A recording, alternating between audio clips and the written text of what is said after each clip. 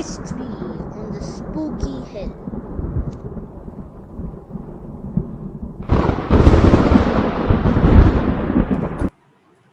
It is a dark and stormy night on Spooky Hill.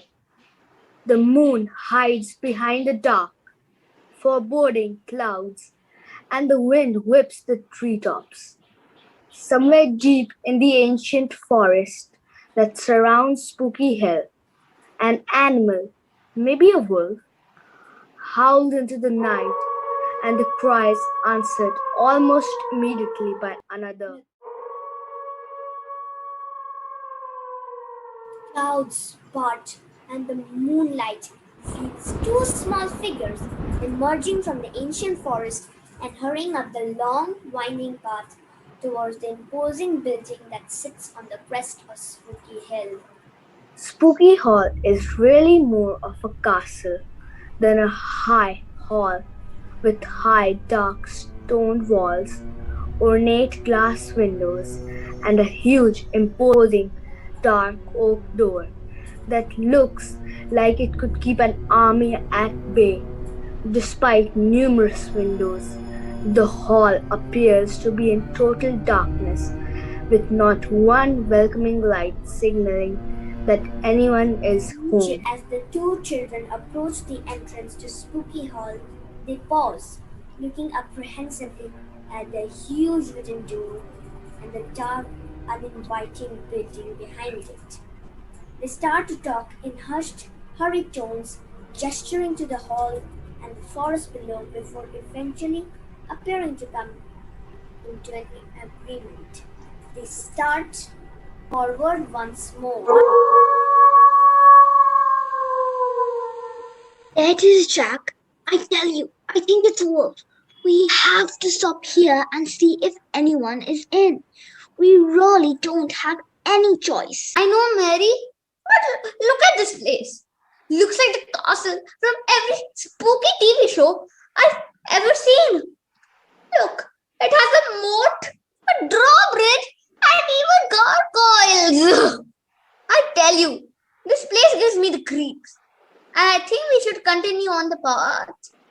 Maybe there will be another house or village or something.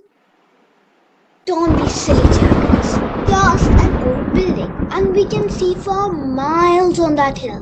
There's nowhere else to go. It looks like it's gonna rain any second. And don't forget the wolves. I bet there isn't anyone in any way. Look, there are no lights on. Who would sit in darkness on a night like this? We still need to try. Without a tent, we'll get soaked. And who knows what other wild animals might be lurking around in the forest. Or monsters. What did you say? Oh, nothing, Mary.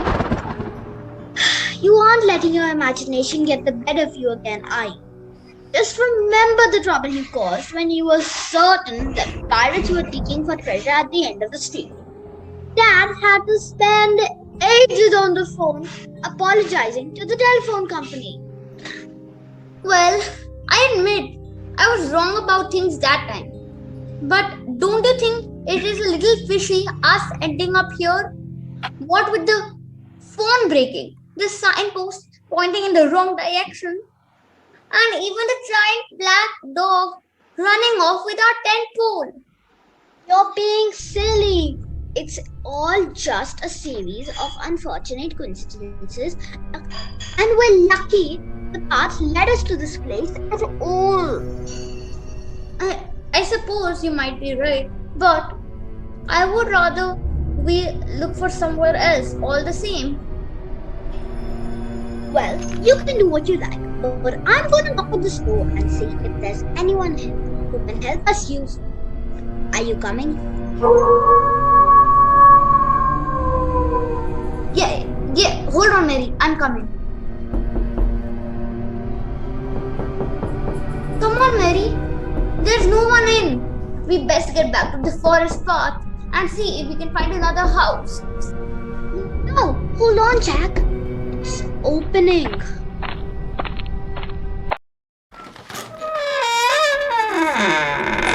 Yes.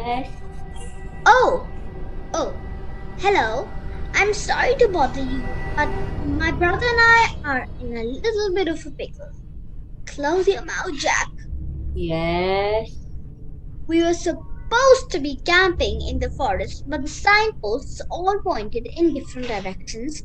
I dropped my phone in a puddle, and a big dog ran away with the tent. We're just wondering whether we could use your phone to call our mom. Well, we don't have a telephone at Spooky Hall, but I suppose that it will be okay for you to come in for a few minutes. I think it is about to rain. Thank you, sir. Yes, thank you. Quiet. Well, welcome to Spooky Hall. My name is Higgins. It is getting late. Time for me to wake up, Master and Mistress. Anyway, please wait here until I inform them of your arrival.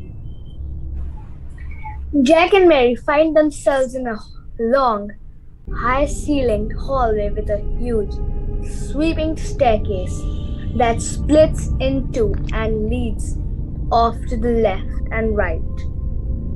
Ancient looking paintings and tapestries line the walls, and two large suits of armor guard the base of the stairwell. The hall is well lit by rows of candles running the length of the room and a giant candelabra hanging over the stairs.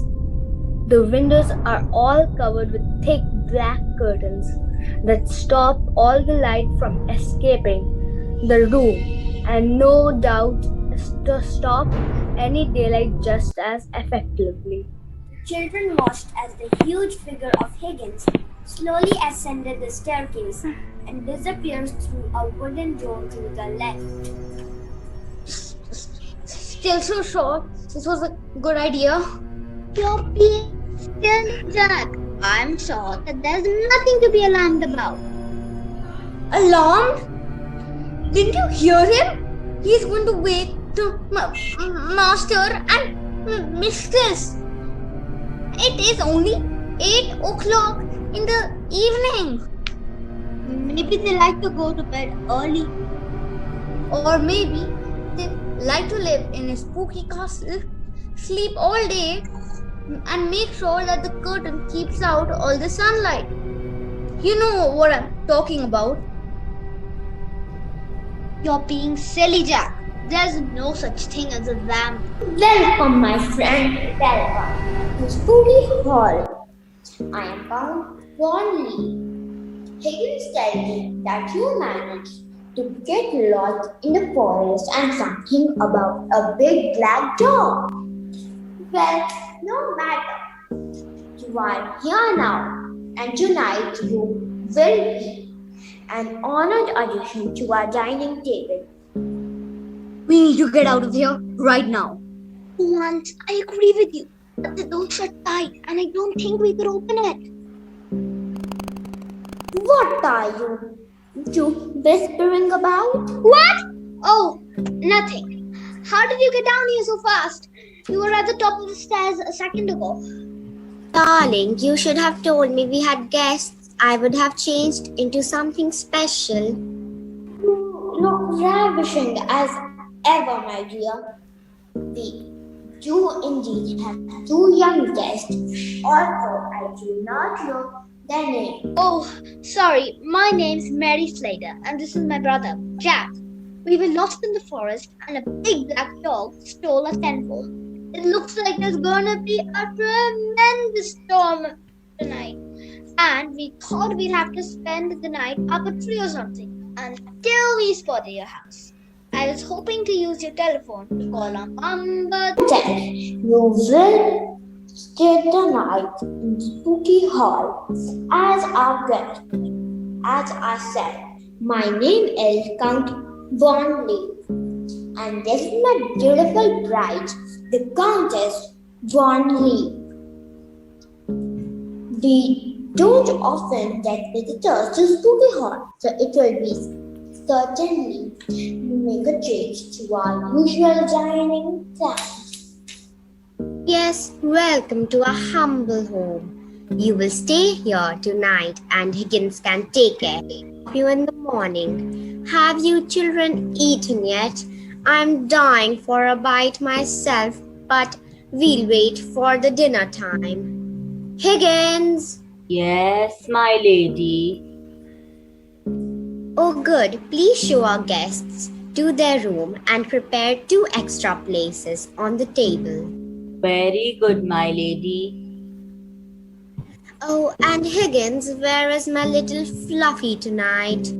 I believe that he was out in the forest earlier, but he returned a while ago. I believe that he is in the dining room now. Good, then it is all settled. Higgins will see you to your room and we will join you to eat in a short while. With that, Count and Countess Swan Leaf abruptly turned and ascended the staircase. Higgins shuffles over to collect the stunned children and indicates that they should follow him through an ornate doorway at the end of the hall. Mary and Jack stand still for a second, but realizing they had little choice, they turn to follow the giant butler. They passed through the door into another big room, which was dominated by a large dining table, already set with 4 places. As if Higgins had known, they would be coming all along. Below the table, the children's eyes are drawn to a huge black dog that was happily chewing on a smooth wooden tent pole. Children turn to each other. This is going to be a very interesting night.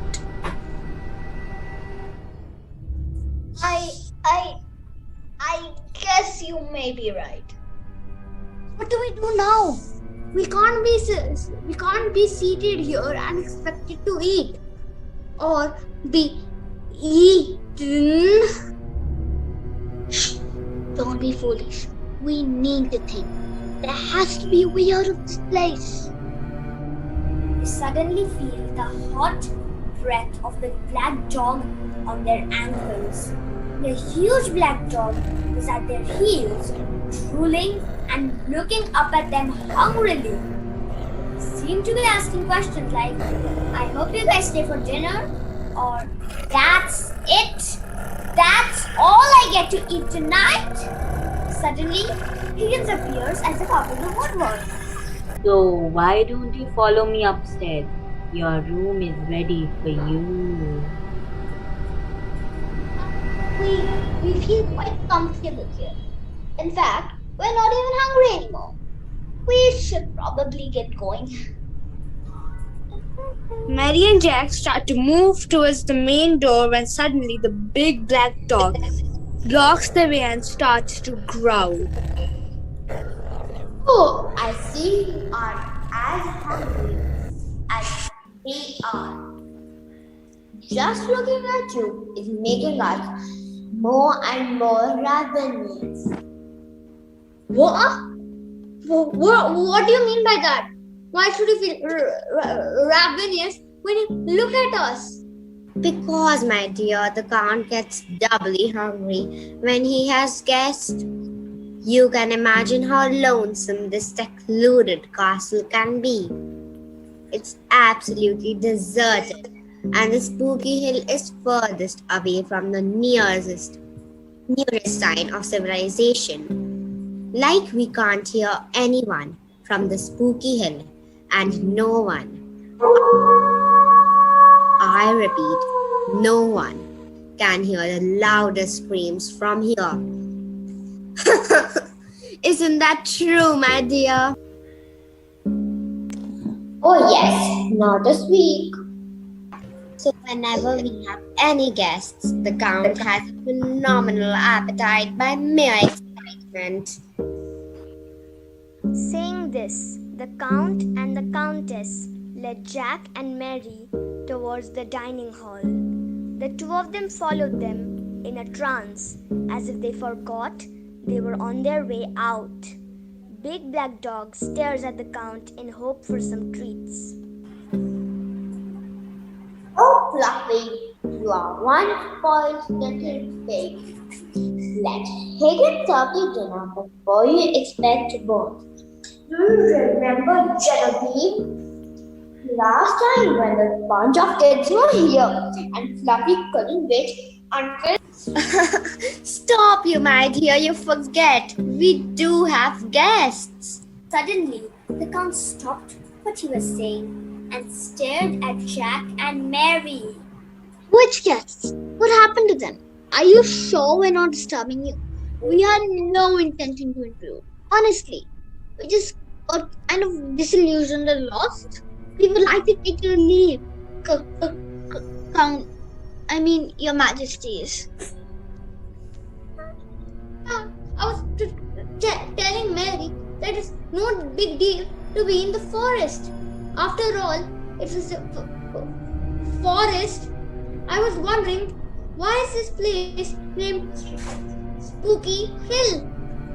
I may have to visit the town tomorrow for some fresh supplies, considering that we may need some more ingredients. Now that our guests are here. Jack and Mary looked at each other as they tried to understand the implication of the words spoken by the Count and now even Higgins. They were terrified out of their wits. It's actually a very good question. Good question, Jack. Why is this place called Spooky Hill? Because of its spooky, of course, and it has been this way for the past century. In fact, the owners felt that this was a quite befitting name for this place, considering the surroundings and the forest nearby and the eerie atmosphere. Yes, we christened this place ourselves. The children could not ignore that the place was christened a century ago, and the Count confessed to christening it itself. So, was it really that old? Suddenly, Jack stood up. Thank you for your hospitality, dear Count and Countess. You have been awfully kind, and Fluffy has made us feel more than welcome. However, we regret to inform you that we will have to say goodbye. What are you doing? You will be the end of us.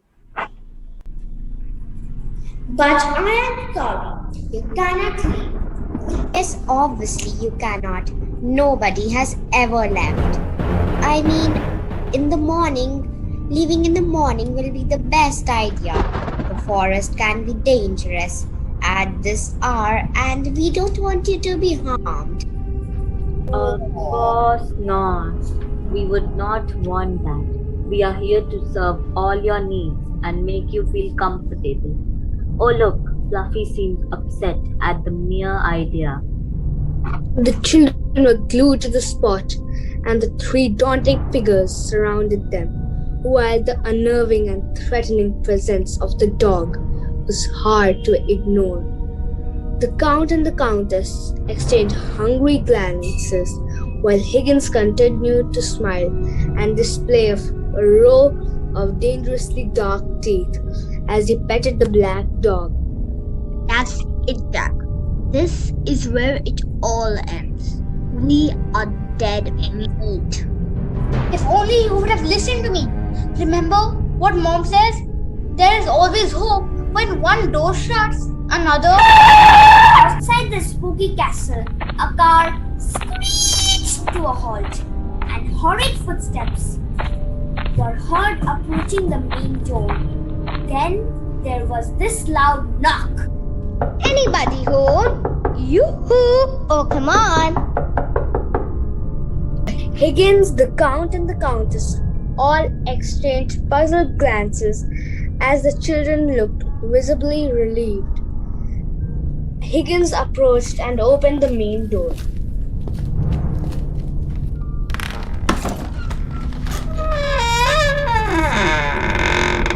Yes. Oh, hello. My name is Doris. By the way, are you okay? Why are you talking like that? Well, can I use your phone? Actually, I'm looking for my children. They came for a camping trip And oh my, there you are, both of you. Excuse me, mister. Give way. Wait, madam. Jack and Mary, you mischievous little scamps. I've been worried sick combing the entire spooky forest, looking for you too. Mommy, Me. we're so happy to see you. Children rushed to the new entrant, which in what can be safely termed as a life-saving sprint. The lady was dressed in a powder pink skirt and a matching top and exactly the same shoes. Even her earrings and spectacles matched impeccably with her powder pink outfit. She looked like a walking candy floss. Beg your pardon, you can't come in and intrude into our property. This is outrageous and preposterous. Calm down, my dear. Let us find out what exactly is the matter. What has caused this rude intrusion? Your fantastic dinner plan. That's our mom. That's our mom. Mom, this is Mr. Higgins, and this is Count and the Countess Von Lee. They were saying we will be a delightful addition to the dining table. Oh, Jack, stop. Hello, I am Doris. I presume that you may have gathered by now that I am the mother of these two delightful brats. I hope they have not been too much of a trouble to both of you charming people. Oh my! Look at these curtains. Doris gawked and stared at the exquisite and ornate woodwork and the lavish drawing room that spoke volumes about the majestic lifestyle of the Count and Countess Von Lee. This is exquisite. Where did you get these curtains? Wow! I mean, wow! This is one of the best curtain fabric I have ever touched. You must have really spent ages in finding this fabric. I must tell you about the time when I went to the Walmart and needed the exact same resin shade. But they didn't have any. Can you imagine? The salesman asked me twice. Which shade was raisin. He did not know raisin. I know raisin. It's that very dark shade of purple. It's almost black. Excuse me, madam, I don't know what you're blabbering about. What is Walmart? And why did you have to go and buy curtains yourself? And please, can you speak a little softly? The entire spooky hall seems to be echoing with your shrill voice.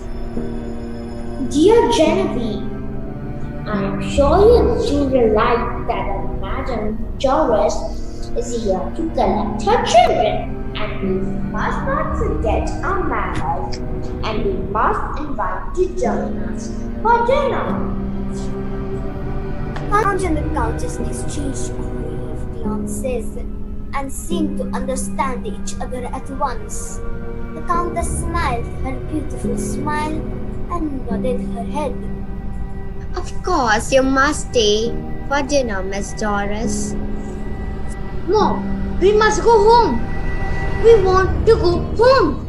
Now that you say dinner, I do feel pretty hungry. Jack, do wait on.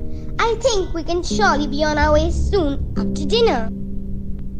But Mom, we do want to get out of here. This lady in that deep red gown might not be as charming as she looks. Do you see her vintage design gown? Oh my. Dear Countess Genevieve, I love your gown.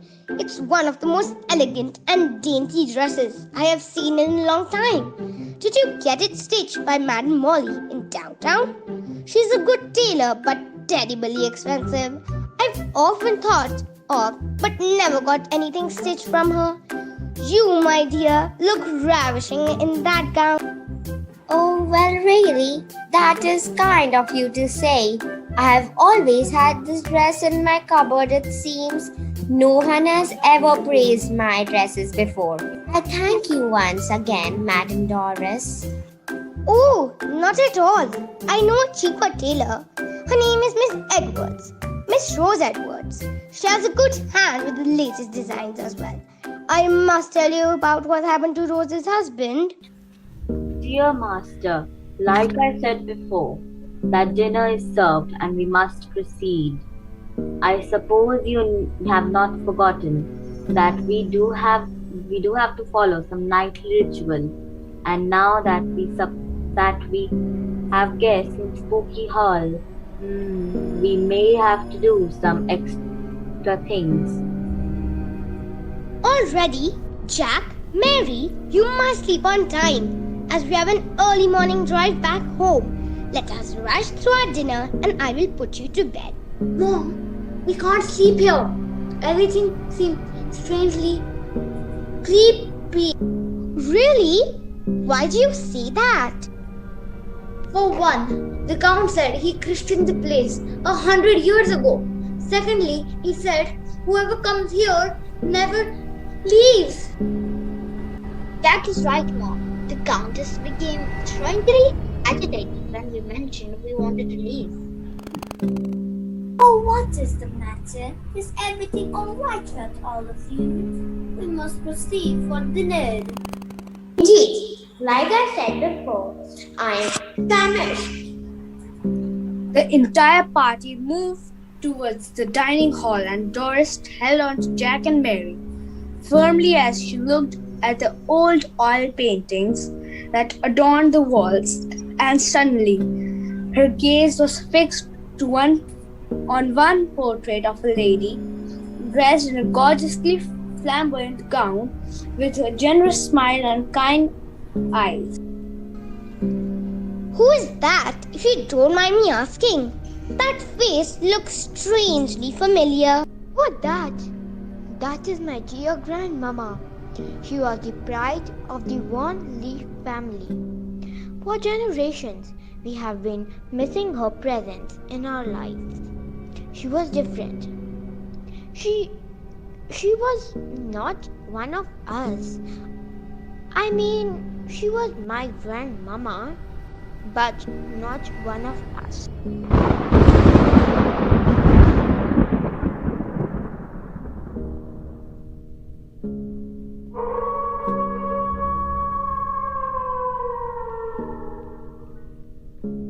Suddenly, Doris's eyes grew wide and the light of recognition shone on her face as she looked radiant and scared at the same time.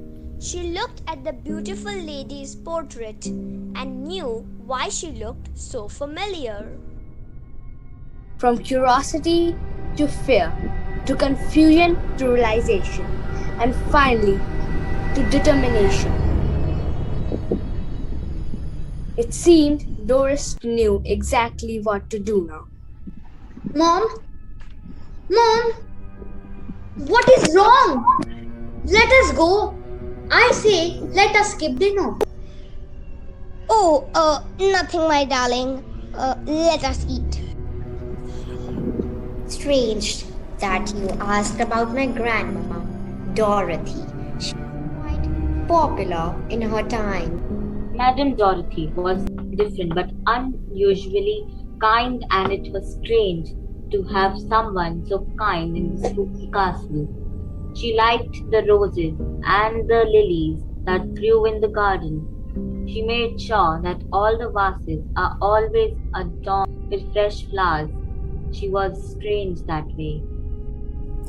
It's not strange to like fresh flowers in the mornings and sunlight. In fact, it's strange that you have such thick, dark curtains that don't let any light in.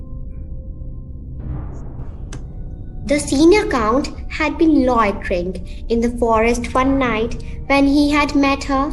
She was clearly lost, and the senior count, fell in love with her the moment he saw her face. Oh, poor Dorothy, how miserable she was initially. Maybe that is why she had a rather short life, just 90 years. Yes, dear Granddad was inconsolable when Dorothy passed away. It took him years to recover. They were very happy together. That's an interesting story. I have heard that there was one lady in a village who went up the spooky hill and never returned. But that was maybe many years ago.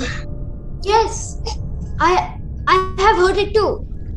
So, let us talk about your dresses, Countess. Do tell me more about them. Oh, yes. Then there is this black gown that my mother gave me. The Countess got deeply engrossed in conversation with Doris and spoke about her dresses at length, while the Count and Higgins exchanged uncomfortable glances, and the children looked confused. Suddenly, Doris sprang up from her chair. Oh, the dinner was sumptuous indeed. Now we must take your leave. Oh, that won't be possible, my lady. It is late, and I insist that you stay for the night, so that master and mistress are assured that the guests are in good hands. You said that you will leave in the morning. Why do you talk like that? That won't be possible. No, I mean, is there a problem with your throat? I know a medicine that will cure it in an instant. Mom, stop. What are we gonna do? So, you take a spoonful of honey, add a dash of ginger and freshly ground cinnamon, and have it twice daily. And don't forget to wash it down with some warm water. Come, Mary and Jack, it's time we leave. What is wrong? You look so flustered and agitated. Maybe you should stay the night. It is very late and quiet and safe, I must say. Maybe it's not too late, Countess. It's yet not too late. What do you mean? It is indeed wise to stay over. Just like Dorothy, who stayed over one night and could never return. What do you mean, Madam Doris? What do you know about Dorothy? She can't be. Yes, you guessed it right, Count Warneve. She was my grandmother. She wandered into the forest and got lost. And her husband and the little daughter waited for days for her to return and searched the entire forest, but could never find her. That's impossible. I grew up listening to the story from her daughter. That is my mother. We have a picture of Dorothy in our living room, a tattered and shabby remain of an old photo. But her eyes and her smile have not faded even from that photograph. I will leave this place at once with my children, and I dare you to stop me.